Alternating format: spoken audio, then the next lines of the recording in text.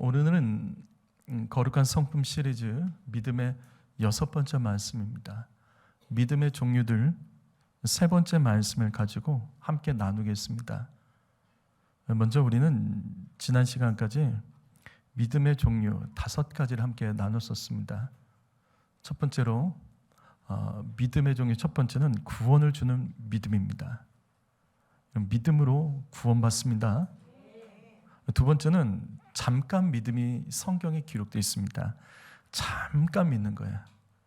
순간 믿는 겁니다. 이것은 시련을 당할 때 믿음이 흔들려 버리는 겁니다. 그래서 말씀이 사라져요.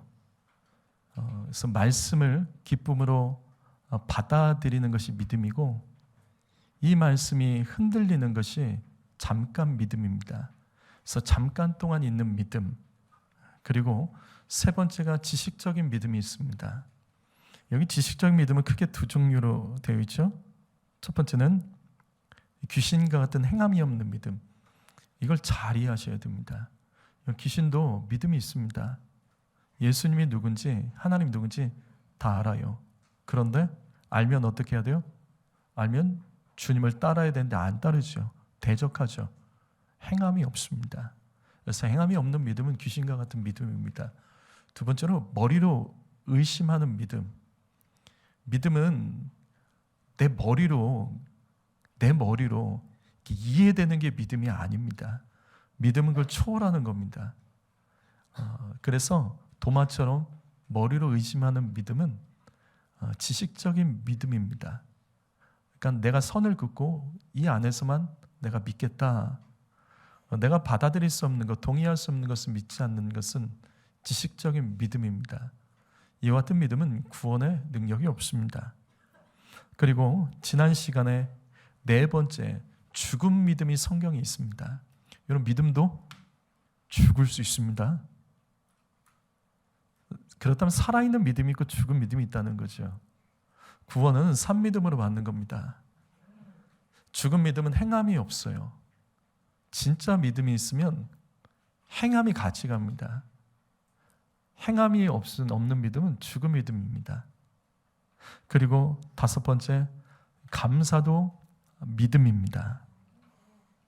여러분, 감사는 주님이 행하신 모든 일을 주님이 하셨으므로 인정하는 게 감사입니다. 우리가 어떤 것도 감사할 수도 있는 것은 주님이 하셨기 때문에 감사하는 겁니다.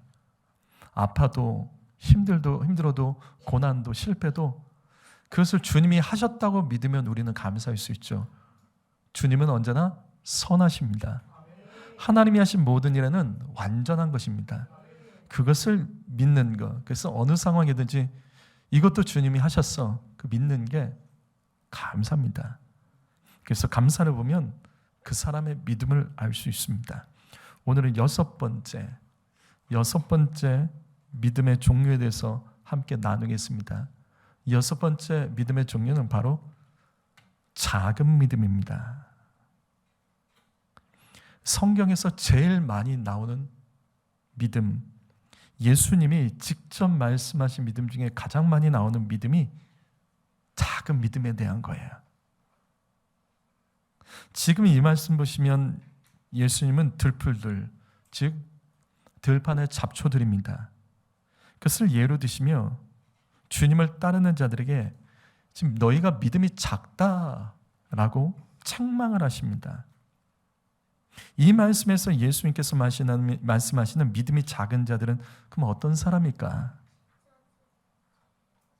첫 번째로 작은 믿음에 대해서 우리가 알아볼게요.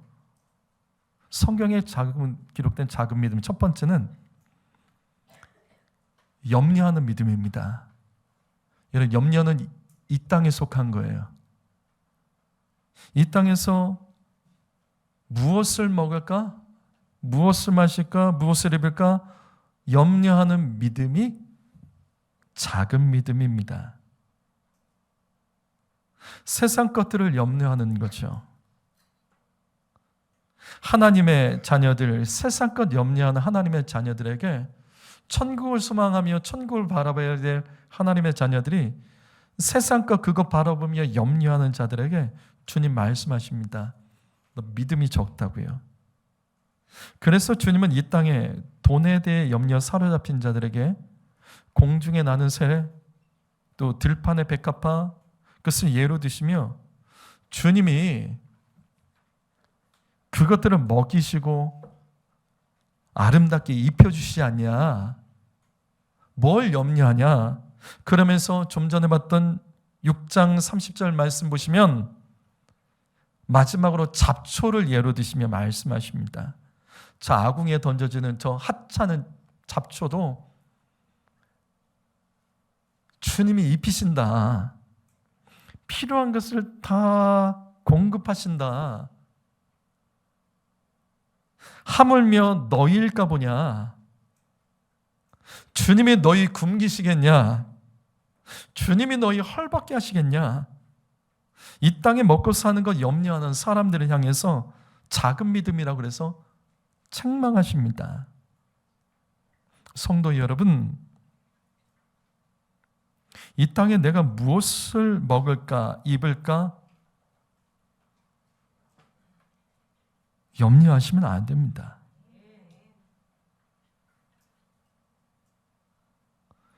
이거 염려하면 사명을 놓칩니다. 이거 염려하면 하나님 나라를 보지 못하고 맨날 땅바닥 보고 살다가 주님 만나면 끝나십니다. 이게 작은 믿음이에요. 무슨 말이냐면 이 땅의 것들 때문에 염려하는 믿음이 작은 믿음. 이 땅 것 때문에 자꾸 흔들리는 사람들, 이 땅에 먹고 사는 염려 때문에 나의 믿음이 이타적인 삶이 아니라 내가 무엇을 먹을까, 무엇을 마실까, 무엇을 입을까, 결국은 그 믿음이 언제나 나를 향하는 그 믿음이 성경은 작은 믿음이라고 하는 겁니다. 그래서 주님은 너무나도 답답해서 이렇게 말씀하시는 거예요. 들판에 잡초도 내가 먹인다. 저 아궁이에 그냥 던져져 불타버릴 저것도 내가 다 키운다. 하물며 너희일까 보냐. 그래서 예수님은 이 말씀의 결론을 이렇게 마무리하시죠. 먼저 너는 그의 나라와 의를 구하라. 그리하면 이 모든 것을 너희에게 더하시리라. 여러분, 이게 진짜 믿음입니다.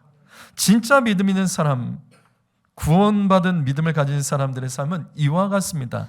먼저 주님의 나라와 주님의 의로우신 뜻을 구하며 살아갈 때 주님은 이 땅에서 너에게 필요한 모든 것 더 주신다. 그거 안 구해도 너희가 주님의 나라, 하나님 나라, 그의 거룩한 뜻을 위해서 살아가면 너희가 구하는 것보다 더 받으니까 그런 것 때문에 염려하며 살지 말라는 겁니다. 성도 여러분, 이 땅에 먹고 사는 것을 구하는 것은 잘못된 거 아니에요. 이 땅에 먹고 사는 것을 위해서 구하는 것은 잘못됐다는 말이 아닙니다. 왜냐하면 주님께서도 주기도문에 오늘 일용할 양식을 달라고 너희 구하라고 가르쳐 주셨습니다. 하지만 여러분, 주기도문을 자세히 보십시오. 주기도문은 전반부와 후반부로 나눠져 있죠. 제가 주기도문 강의 때 이 부분 말씀드렸습니다. 주기도문은 총 6개의 내용으로 되어 있습니다. 전반부 3개, 후반부 3개. 전반부 볼까요? 전반부는 다 아버지 하나님입니다. 먼저 아버지의 나라와 아버지의 뜻이 이루어지도록 간구하는 기도문이 전반부예요. 그리고 나서 후반부가 이제부터는 내가 되는 겁니다. 그 시작은 오늘 우리에게 일용할 양식을 주소서. 너희 구하라는 거예요. 필요한 거 구하라는 겁니다. 작은 믿음은 예수님께서 가르치는 이 주기도문과 다르게 기도하는 사람들을 말하는 거예요. 어떻게? 거꾸로 하는 사람이에요. 믿음은 있는데 이게 거꾸로 구하는 거예요. 먼저 내가 먹을 것을 구하는 거예요. 내가 먹을 것, 내가 염려하는 것, 이 문제가 해결되면 그러면 나는 주의 일을 하겠습니다. 그거예요. 이게 틀렸다는 거예요. 주님, 내 문제가 급한데 어떻게 내가 주님의 일을 합니까?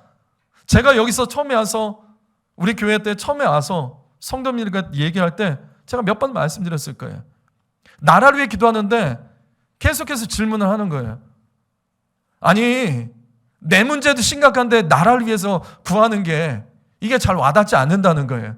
아니다. 더 크게 기도하십시오.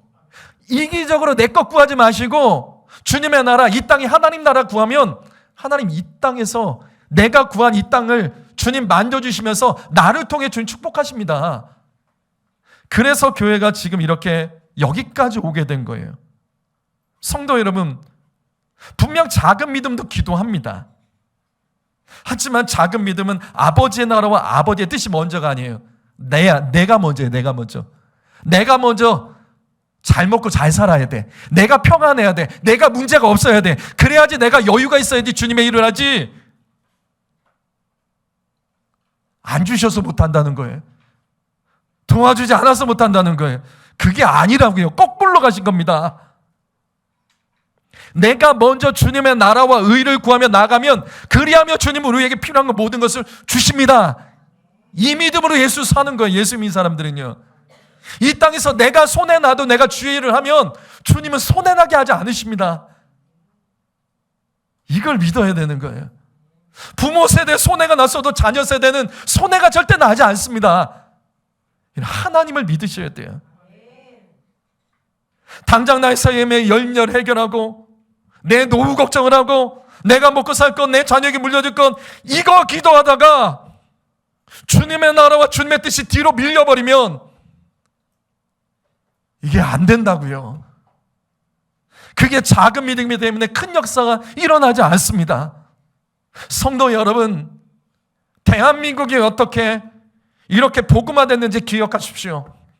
이기적인 사람들이 있었다면 이 나라는 이렇게 되지 않았죠.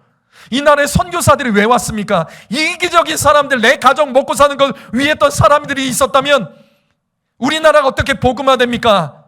대한민국이 전쟁이 끝난 다음에 6.25 전쟁 끝난 다음에 어떻게 이 나라가 이렇게 잘 살게 됐죠? 각 사람이 내가 오늘 먹고 살 것, 내 자녀 먹일 것, 이거 걱정하며 살았으면 이 나라 이기적으로 그냥 나 잘 되는 것을 끝내고 이기적으로 끝났을 거예요. 그게 아니에요. 먼저 주님의 나라와 의를 구했고 교회를 세웠고 복음을 전했고 선교사 파송하고 그렇기 때문에 여기까지 오게 된 겁니다. 성도 여러분, 이 땅껏 채워가려고 염려하는 인생 되지 마세요. 나중에 알 거예요. 나이 들면 알 거예요. 참 아무것도 아닌데, 참 아무것도 아닌데. 그래서 사람 잃어버리고 믿음 잃어버리고 사명 놓치고 이름도 없이 사라져간 사람들이 얼마나 많은지 아십니까? 주님은 이 시간 우리들을 향하여 먹고 사는 것을 위해서 기도하지 말라는 게 아니라 먼저 믿음의 사람들은 먼저 해야 될 것이 있다는 거예요. 그것을 기억하시며 주 예수님께서 가르친 주기도문을 기억하시며 먼저 주님의 나라와 의를 구하는 믿음으로 살아가기를 주님의 이름으로 축복합니다. 두 번째는 바람에 흔들릴 때 넘어지는 믿음이 있습니다. 자, 여기 말씀 보실까요? 마태복음 14장 30절과 31절 말씀 읽어보겠습니다. 시작.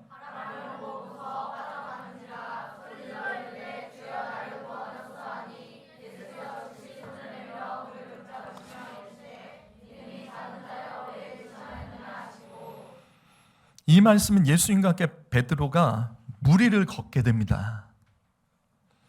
여러분, 베드로를 무시하시면 안 됩니다. 물에 빠졌다고 무시하면 안 돼요. 그래도 인류 역사상 무리를 걸은 최초의 사람이 베드로입니다. 베드로가 잠깐 무리를 걸었어요.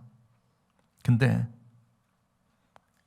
바람을 보고 무서워서 그가 물속에 빠져들 때 예수님께서는 베드로를 향하여 믿음이 적다라고 책망하셨습니다.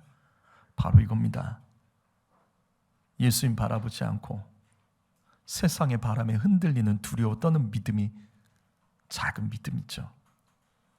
성도 여러분, 지금 여러분의 삶을 흔들고 있는 바람은 무엇입니까? 여러분은 어떤 바람에 내 마음과 생각과 자주 이것이 흔들리십니까? 여러분은 어떤 바람에 자주 흔들리는 삶을 살아가고 그렇게 빠져드는 인생을 살아가고 계십니까? 그래서 저는 이 말씀이 좋습니다. 저는 이 말씀이 참 은혜가 됩니다. 예전에 제가 금요 심야 기도회 때도 말씀드렸죠. 베드로가 믿음이 없다며 주님께 책망받은 이유는 바람을 보고 무서워했기 때문입니다. 기억나십니까? 바람은 보는 게 아니에요. 바람은 보이지 않는다고요. 성경은 그런데 베드로가 파도를 본 것이 아니라 신기하게도 바람을 보고 무서워했다라고 기록하고 있습니다. 바람 보고 무서워서 물에 빠졌다라고 기록하고 있어요. 성도 여러분, 이 땅의 바람을 보고 믿음 빼앗기지 마십시오. 왜냐하면 바람은 보이지 않는다고요. 실체도 없는 그 문제에 빠져서 넘어지지 마십시오. 바람은 우리를 빠뜨리지 못합니다. 바람은 우리를 흔들 수는 있어도 믿음을 빼앗지는 못합니다. 베드로는 실체도 없는 그 바람을 마치 파도처럼 여기고 두려워 떨며 물에 빠졌던 겁니다. 예수님이 이같이 베드로를 책망하실 때 믿음이 작다고 하신 말씀과 함께 뭐라고 하시며 책망하시죠? 믿음이 작다는 말과 함께 뭐라고 책망하시죠? 의심하느냐, 이게 같이 추가됩니다. 의심이 뭐죠? 의심이 뭐죠? 부정적으로 예측하는 겁니다. 부정적으로 상상하는 겁니다. 부정적으로 예상하는 게 의심입니다. 베드로는 바람의 소리를 듣고 이제 거센 파도가 몰아쳐서 나를 삼켜버리겠구나, 물에 빠지게 될 것을 그가 예상했습니다. 그래서 바람 소리를 듣고 이미 그는 파도를 본 것과 똑같아요. 그래서 파도를 본 것처럼 바람을 보고 그가 두려워 그냥 빠져들어 버린 겁니다. 아직 실체도 없는 것에 스스로 흔들려 빠져버린 겁니다. 성도 여러분, 우리 안에도 이런 사람이 있어요. 얘기 나눠보면 실체가 없어요. 아직 정확히 뭐가 된 것도 아니에요. 아직 정확히 뭐가 문제가 생긴 것도 아니야. 근데 바람을 보고, 이미 바람을 보고 다 끝나버린 사람이 있어요. 이미 되지도 않는 일이 이미 다 된 거예요, 그 사람한테. 그래서 낙심하고 끝났다고 상심하고. 성도 여러분, 바람은 보이지 않습니다. 바람은 보이지 않습니다. 느껴질 수는 있어요. 그것을 통해서 드러난 현상들이 있을 수 있습니다. 그러나 실제가 없다고요, 바람은요. 그 바람에 흔들리는 나를 흔드는 그 바람에 믿음이 같이 흔들리지 마십시오. 이 세상을 살다 보면 누구나 바람에 흔들릴 때가 있습니다. 왜 이 세상을 살다 보면 바람이 없겠습니까? 어떤 문제의 바람, 근심의 바람, 고난의 바람, 바람이 왜 없겠습니까? 근데 아세요? 고난당하면 다 끝나나요? 문제 생기면 다 죽습니까?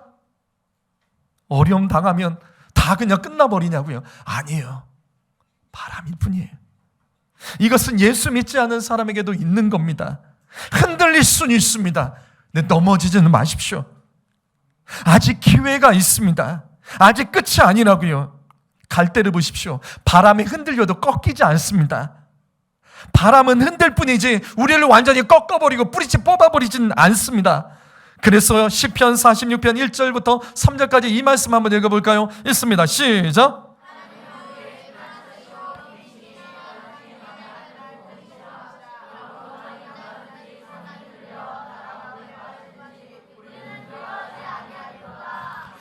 이 땅을 살다 보면 잠시 우리 흔드는 것들이 분명히 있습니다. 저도 흔들릴 때가 있죠. 그러나 흔들리는 것은 흔들리는 것이고 끝은 아니라고요. 다 끝난 것 아닙니다. 망한 것 아닙니다. 조금만 어려움만 있으면 그냥 믿음이 흔들리는 사람들이 있어요. 그냥 어려운 것뿐인데 조금만 고난이 있으면 그냥 이미 다 끝나버린 사람이 있어요. 그냥 예배 다 멀어지고 사명 다 내려놓고 그냥 잠수 타버리고 그냥 모든 것들 자기가 해야 될 것들 놓쳐버리고 그러지 마십시오. 바람은 바람일 뿐입니다. 성도 여러분, 다 끝난 것처럼 세상 다 산 사람처럼 그렇게 넘어가지 마십시오. 흔들릴 수 있어도 의심하며 넘어지지 마세요. 지금 이 말씀 기억하세요. 흔들려도 하나님 우리의 피난처이십니다. 흔들리기 때문에 주님은 우리에게 더 큰 도움이 되실 수 있음을 믿으십시오. 하지만 베드로는 흔들렸을 때 다 끝난 줄 알고 그냥 스스로 물에 빠져든 겁니다. 아직 일어나지 않은 일을 일어난 것처럼 다 끝난 것처럼 허우적거리고 말았다고요. 그 믿음대로 된 겁니다. 성도 여러분, 다시 질문합니다. 요즘 여러분 어떤 것에 자주 마음과 생각과 감정이 흔들리십니까? 나를 자주 흔들게 만드는 사람의 말과 그 반응들이 있습니까? 나를 자주 흔드는 가정의 문제, 자녀의 문제, 일터의 문제가 여러분의 삶에 있습니까? 어떤 것만 있으면 푹푹 흔들리고 다시요, 흔들릴 수 있다고요. 왜 흔들릴 수 없겠습니까? 교회도 흔들릴 수 있어요. 그러나 끝은 아니라고요. 믿음을 지키셔야 됩니다. 흔들려도 믿음까지 같이 흔들리시면 안 됩니다. 시편 46편 이 말씀 마지막에 이렇게 기록되어 있죠. 읽어봅니다. 시작.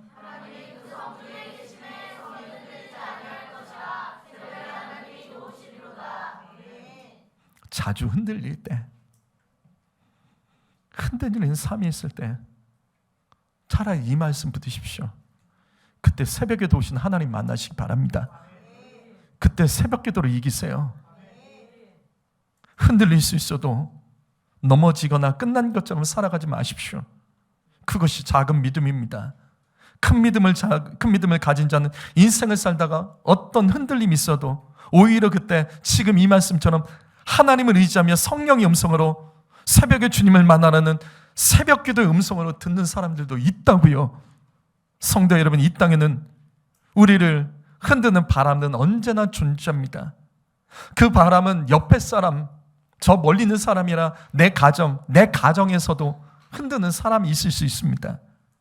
그러나 흔들린다고 넘어지지 마십시오. 세상 사람들이 다 그렇게 넘어지는 것은 아닙니다. 예수 믿지 않는 사람도 인생의 여러 가지 풍파 속에서도 그것을 뚫고 나가며 견뎌내는 사람들이 있습니다. 흔들린다고 다 끝난 것처럼 넘어지지 마십시오. 큰 믿음으로 승리하세요. 믿음의 사람들은 흔들림 속에서도 주님을 더 바라보는 하나님의 굳건한 백성으로 살아가야 될 줄 믿습니다. 마지막 세 번째로 작은 믿음이란 어떤 것일까? 바로 이거예요. 예수님과 함께 있는데도 죽겠다고 말하는 사람들입니다. 마태복음 8장 26절 말씀 읽어볼까요? 읽습니다. 시작.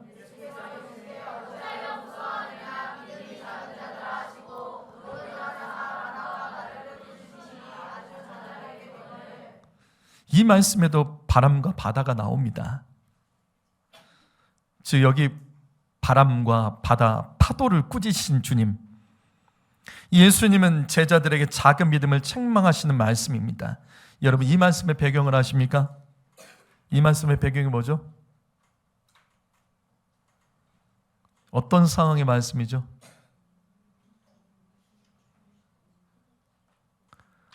어느 날 예수님께서 제자들과 함께 다른 사역지로 가시기 위해서 배를 타고 바다를 건너가십니다. 그런데 갑자기 큰 광풍이 불어요. 폭풍이죠. 그런데 예수님의 제자 중에는 어부 출신들이 많았습니다. 근데도 이 사람들도 이걸 감당하지 못하는 거예요. 그래서 예수님의 제자들이 이렇게 외칩니다.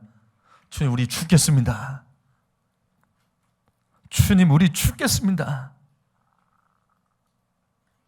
성도 여러분, 예수님과 함께 있는데도 죽겠다는 사람들이 있습니다. 예수님과 함께 있는데도, 예수 믿는데도 입술에서 죽겠다는 말이 반복되는 사람들이 있습니다. 여러분, 예수 믿으면서 죽겠다는 말을 자주 하지 않으십니까? 우리가 믿는 하나님이 생명의 하나님, 그 하나님은 산자의 하나님, 우리가 믿는 예수님은 죽음에서 계신 부활하신 주님임에도 불구하고 그 입에서는 죽겠다, 다 끝났다, 안 된다, 이 같은 사망과 허무한 언어들이 자주 하나님께 들려지게 만드는 성도님들이 있지는 않습니까? 그래서 주님께서 이같이 말씀하신 거예요. 믿음이 작은 자들아, 믿음이 작은 자들아. 예수님과 함께 있는데도, 같은 공간에 같이 있는데도 죽겠다고 소리치는 자들 향해 믿음이 작다라고 말씀하십니다. 성도 여러분, 그 사람의 평소의 언어를 보면 믿음이 보입니다. 염려의 말이 많은 사람은 구원의 하나님에 대한 믿음이 적기 때문이에요. 입술에 없다 없다 없다 말하는 사람들은 감사하신 하나님에 대한 믿음이 없기 때문입니다. 입술에서 죽겠다, 끝났다, 이와 같은 종류의 언어가 쏟아지는 사람은 생명의 하나님, 구원의 하나님에 대한 믿음이 적기 때문에 그런 거예요. 그 믿음대로 우리의 입술에서 소리가 나가는 거예요. 이같이 예수를 믿는다고 하면서도 믿음의 언어가 부족한 사람은 믿음이 적기 때문이에요. 성도 여러분, 믿음의 사람이 되려면 언어부터 바꾸셔야 됩니다. 내 믿음을 나의 언어로 점검하시고 정말 믿음의 사람이 되기를 원하신다면 언어부터 바뀔 줄 아셔야 돼요. 내 이 작은 입에서 나오는 말조차 바꾸지 못한 사람이 어떻게 그 인생을 바꿔나가시려고 하십니까? 우리가 자주 봤던 말씀 마가복음 9장 22절과 23절 말씀 읽어볼까요? 여기 있는 말씀 읽어봅니다. 시작.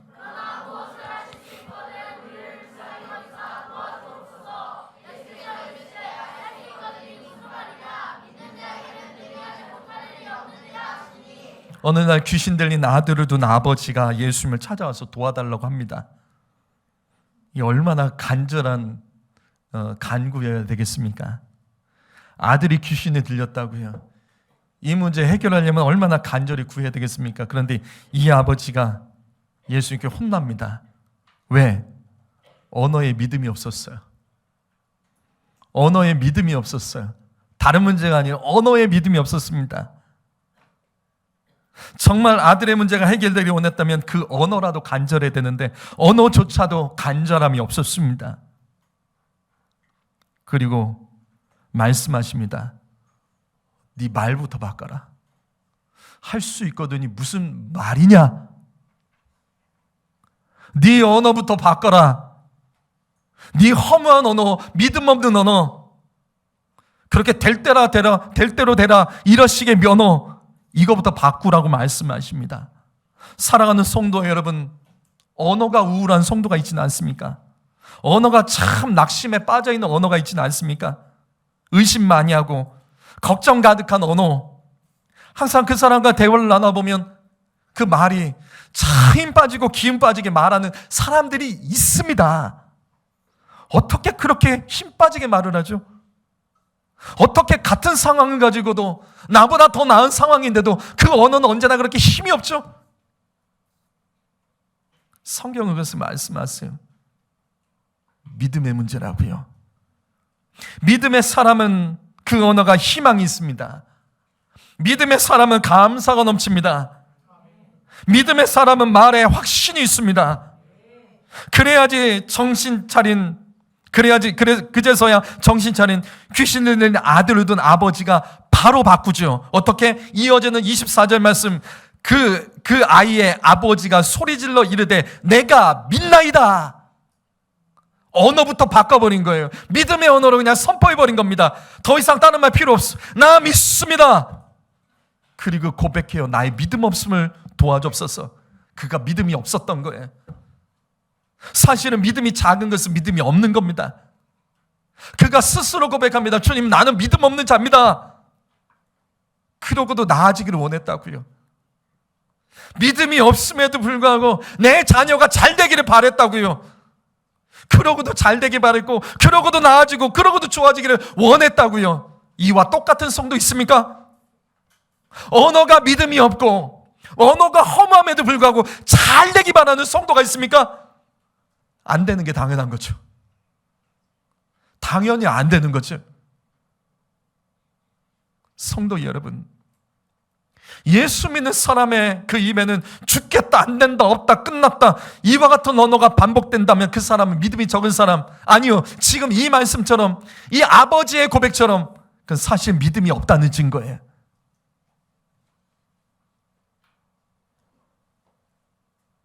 우리 인생에 상황과 환경을 바꾸는 것은 어렵고 시간이 걸립니다.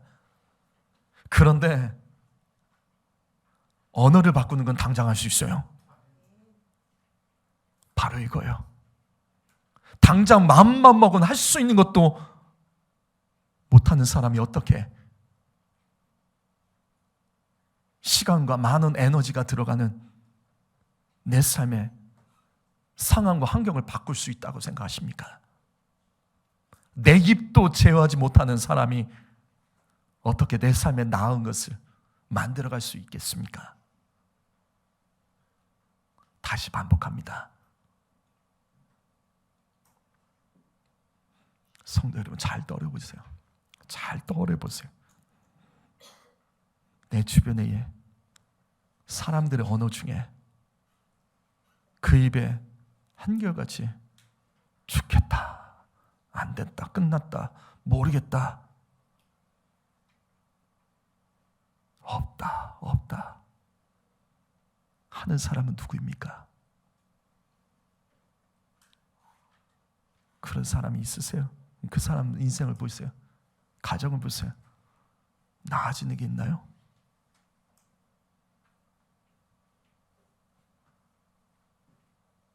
그럼 그 사람의 자녀들을 보십시오. 어떤가요?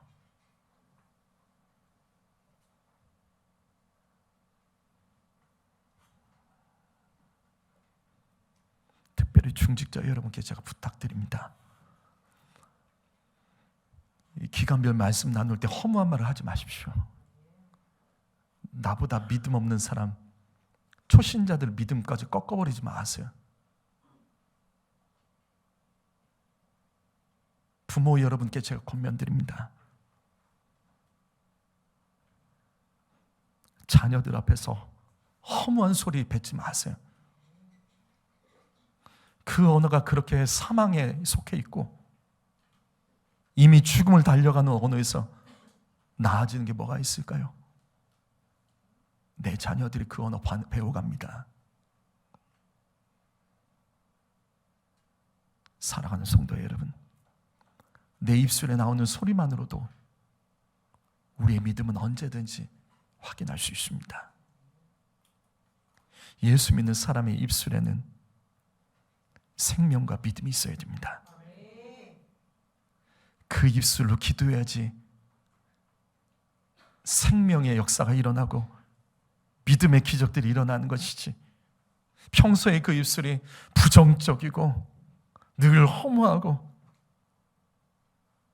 사망을 달려가는 그 입술이 주께 선한 것을 구하는데 뭐가 나오겠습니까? 한 입에서 두 우물이 나오면 안 됩니다. 한 우물로만 생명수만 나오도록 우리 안에 입술을 제어하시고 늘 믿음으로 선포하시고 믿음으로 흔들리지 않고 극복해 나가시기를 예수님의 이름으로 축복합니다. 기도하겠습니다.